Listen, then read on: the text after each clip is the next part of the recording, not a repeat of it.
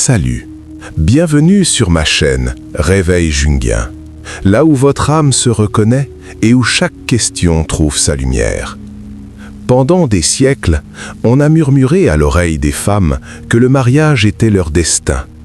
C'est d'une histoire à la fois douce et amère, transmise de mère en fille, où l'amour et le devoir s'entremêlent dans la promesse d'un bonheur éternel. Pourtant, que se passe-t-il lorsque ce rêve commence à se fissurer? Lorsqu'une femme accomplie commence à entendre une voix plus ancienne et plus familière, issue des profondeurs de son âme, lui demandant si c'est vraiment là ce qu'elle recherche. Aujourd'hui, nous allons affronter ensemble un sujet que la société tente souvent d'esquiver par de doux euphémismes, mais que Carl Jung considérait comme l'un des plus grands obstacles à la croissance de l'âme, le mariage traditionnel. Pourquoi une femme ne devrait-elle jamais se marier? Du moins, pas avant d'avoir compris la vérité interdite sur son propre être. Avant de commencer, si vous aspirez à toucher votre véritable moi et souhaitez m'accompagner pour déchiffrer les mystères profonds de l'âme, abonnez-vous à ma chaîne. Votre présence ici n'est pas un hasard, c'est l'écho d'un voyage de réveil qui vous appelle. Il est maintenant temps de prendre une profonde inspiration et d'entrer ensemble dans l'espace de l'éveil pour un voyage visant à briser les illusions afin de trouver la liberté véritable. L'éveil après le sommeil millénaire. Cet éveil n'est pas bruyant. Il commence dans le silence. C'est le silence d'un lit partagé, mais d'une âme vide. C'est le silence d'un regard qui se détourne, non par haine, mais par absence de connexion. C'est là que les vraies questions surgissent. Ai-je vécu pour moi-même ou pour l'image que les autres m'ont imposée? Carl Jung nous a parlé de la confusion entre le masque social et l'âme profonde. Beaucoup de femmes, dans leur quête d'amour, ont en réalité cherché un lieu d'appartenance, une certitude, ou un miroir pour confirmer qu'elles existent réellement. Mais le mariage, sous sa forme traditionnelle, est souvent une cage dorée, magnifique à l'extérieur, mais muette à l'intérieur. Ce premier réveil est douloureux car il exige le courage de briser ce que nous croyons être le sens de notre vie. Il ne s'agit pas de rejeter l'amour, mais de réaliser qu'une partie de notre identité a été emprisonnée par les modèles mêmes que nous adorions autrefois. Lorsque le voile de l'idéalisation se déchire, nous commençons à entrevoir l'image de la femme emprisonnée dans les concepts archaïques du devoir et du sacrifice. Décoder l'archétype de la fiancée et la cage dorée. L'archétype de la fiancée est l'une des images les plus anciennes et les plus puissantes de l'inconscient collectif. Il incarne l'idéal féminin, aspirant à l'amour parfait et à l'union sacrée avec l'âme d'autrui. Cependant, au fil des âges, cet archétype a été déformé et instrumentalisé par les structures sociales patriarcales.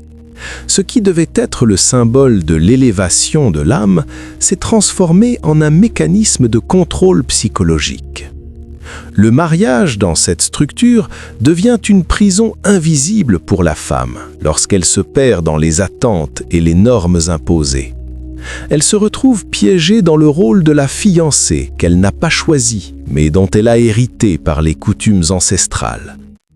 Jung souligne qu'un archétype, bien qu'apportant la sagesse, peut devenir un piège lorsque l'individu s'identifie totalement à un rôle extérieur. Cette aliénation nous pousse à chercher la complétude chez l'autre, au lieu de réveiller la force masculine puissante qui sommeille en nous. C'est précisément ce manque intérieur qui nous précipite dans un jeu psychologique dangereux, où nous parions tout le sens de notre vie sur un sauveur providentiel. Le mécanisme de projection est la tragédie du sauveur.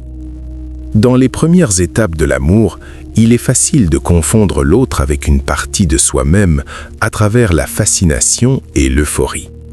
Selon Jung, ce phénomène repose sur un mécanisme psychologique fondamental, la projection. La femme projette souvent sur l'homme sa part d'animus, cette figure intérieure incarnant la force et l'esprit de décision. En réalité, ce n'est pas l'homme qu'elle aime, mais l'image de son propre potentiel exilé d'elle-même.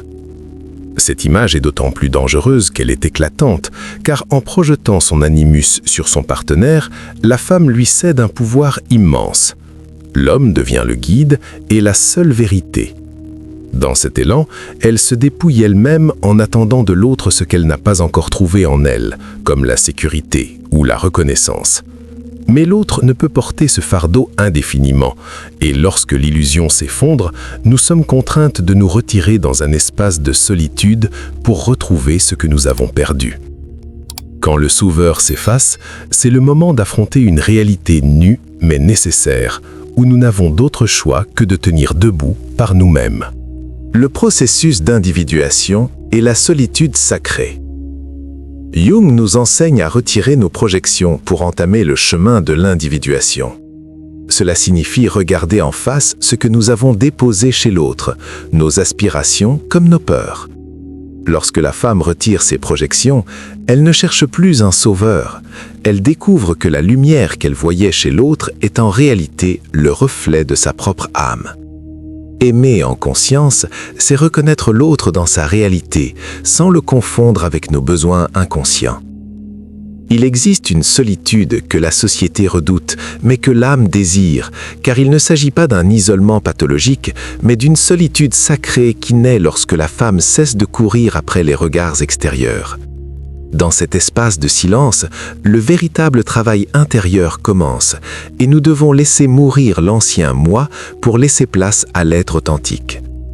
Avez-vous déjà ressenti que cette solitude était un cadeau plutôt qu'une punition ? Partagez vos impressions en commentaire pour que nous puissions entrer en résonance dans ce voyage. Vos expériences sont la preuve de la renaissance de l'âme lorsque l'on ose laisser mourir l'ancien. Pourtant, si nous nous obstinons à nous agripper au reste d'une relation moribonde, l'inconscient enverra des avertissements puissants à travers le langage des songes. Les symboles oniriques et la stagnation. Lorsqu'un mariage devient stagnant, il empêche toute transformation et exige le maintien d'un personnage artificiel au détriment de l'âme. L'inconscient ne ment jamais et il alerte souvent sur cet état par des images de maisons en ruine ou d'océans asséchés. Pour renaître, il faut parfois laisser mourir ce qui fut, même si ce deuil touche à la peur primordiale de perdre l'amour en changeant. Beaucoup de femmes rêvent de mariages inachevés où le marié n'arrive jamais. Ces rêves ne sont pas anodins, ils parlent avec force du destin spirituel de la femme. Le marié absent dans le rêve est un rappel que la personne qu'elle attend est, en réalité, elle-même. Elle attend le moment de cesser de fuir vers l'extérieur pour revenir à l'union intérieure, là où le masculin et le féminin se retrouvent dans une harmonie éternelle. Une fois cette unité établie au sein de la conscience, un mariage sacré s'accomplit sans qu'il soit besoin de vœux prêtés au monde extérieur. Le mariage intérieur est le sommet de l'autonomie. Le véritable rituel ne se déroule pas à l'extérieur, mais consiste en un engagement symbolique intérieur entre les deux faces opposées de l'âme. Quand la femme comprend que l'époux qu'elle attendait est sa propre conscience intégrée, la lampe intérieure s'allume enfin. L'amour véritable n'existe que dans la liberté, et une femme qui s'est épousée elle-même ne se laissera plus jamais violenter par des préjugés médiocres. La société ne sait souvent que faire d'une femme qui n'a plus besoin d'être aimée pour exister, car elle n'est plus manipulable par la culpabilité. Cette autonomie n'est pas une fermeture de cœur, mais une attitude de vie issue de la plénitude, forçant toute relation extérieure à être redéfinie sur la base du respect et de la sincérité. Une fois la souveraineté intérieure acquise, la femme retourne au monde non pas comme une victime, mais avec la force d'une entité indomptable.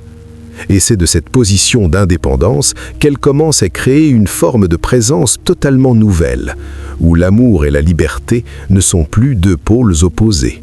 Retour au monde en tant que femme indomptable. La femme autonome ne cherche ni à dominer, ni à être dominée. Elle agit depuis un lieu d'unité. Et c'est de là que naît un amour sans soumission ni défense. Elle invite à des relations conscientes où chacun assume la responsabilité de ses propres blessures au lieu d'en blâmer l'autre. La femme indomptable ne détruit rien. Elle révèle simplement la vérité par sa clarté. Ce chemin demande le courage de renoncer au rôle sécurisant, mais c'est le seul chemin menant à une relation véritable où la femme n'est plus divisée. Elle est devenue son propre pouvoir et vit en accord avec son âme à chaque respiration. Cette attitude n'est pas de l'arrogance, c'est du sacré, car elle nous enseigne que l'amour n'est pas une soumission et que l'authenticité est l'acte de guérison le plus noble que l'on puisse offrir à la vie. Nous avons exploré ensemble les sentiers secrets menant au plus profond de l'âme féminine, là où les chaînes de la tradition se dissolvent sous la lumière mystique de la conscience. Le mariage, s'il n'est qu'une adaptation sociale, devient tôt ou tard le tombeau obscur de l'âme. Dans une culture qui a longtemps réduit la femme à des rôles limités, affirmer que le mariage essentiel est intérieur constitue l'acte le plus révolutionnaire qui soit.